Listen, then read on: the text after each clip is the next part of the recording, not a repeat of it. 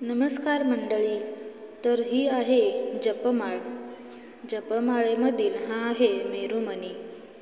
या माळेमध्ये 108 हे मणी असतात. तर ही माळ आपण कशी धरावी हे आज पाहूयात.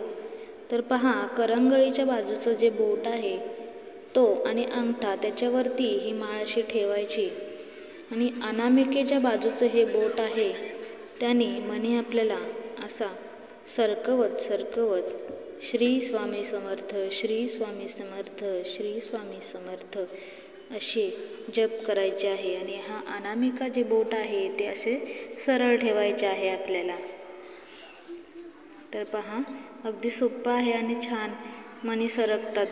काहीच अवघड नाही. सुरुवातीला थोडंसं प्रॉब्लेम येतो पण नंतर तुम्हाला जमून जाईल.